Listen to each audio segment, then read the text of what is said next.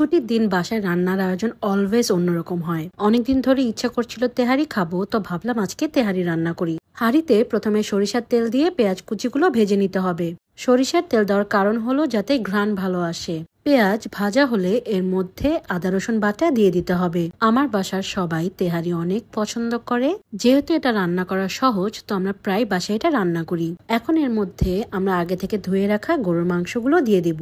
এখানে আমরা হাড় ছাড়া গরুর মাংস ব্যবহার করেছি। আপনারা চাইলে এর মধ্যে হাড় সহ মাংস ব্যবহার করতে পারেন, এটা কমপ্লিটলি আপনার উপর ডিপেন্ড করে। এর মধ্যে এবার আমরা টক দই আর স্বাদ মতো লবণ দিয়ে দিব। আমি এখানে তেহারির প্যাকেট মশলা ব্যবহার করেছি, আপনারা চাইলে ঘরের মশলাও দিতে পারেন। প্যাকেট মশলা ব্যবহারের ফলে রান্না কিছুটা সহজ হয়। সবকিছু এবার আমরা ভালো মতো মেখে নিব। আমরা এর মধ্যে আলাদা করে পানি দিচ্ছি না, কারণ মাংস থেকেই পানি ছাড়বে। চুলার আঁচটা হালকা একটু কমিয়ে দিয়ে আমরা ঢাকনা দিয়ে দিব। খেয়াল করে দেখবেন মাংস থেকে পানি ছেড়ে এসেছে। এই পানিতে মাংস সিদ্ধ হয়ে যাবে। তারপর যদি আপনাদের মাংস সিদ্ধ না হয় তাহলে অল্প পরিমাণ পানি দিতে পারেন।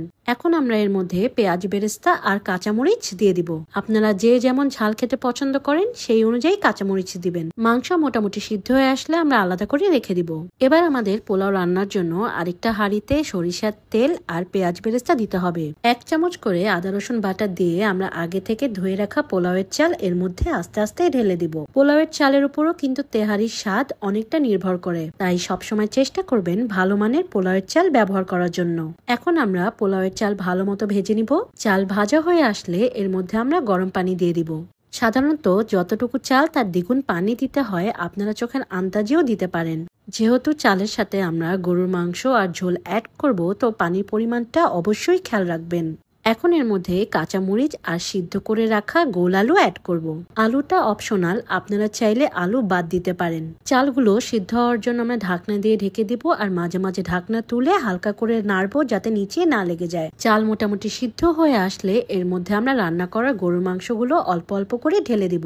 এবার এর মধ্যে পেঁয়াজ বেরেস্তা দিয়ে সবকিছু ভালো মতো মেখে নিব।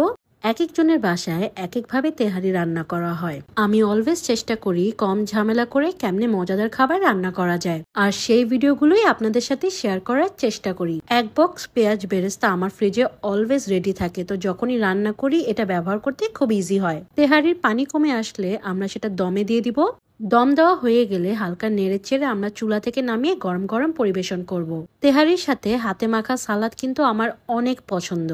আপনাদের বাসায় তেহারি রান্না করা হলে সাথে কি সার্ভ করেন তা কমেন্টে অবশ্যই জানিয়ে দিবেন।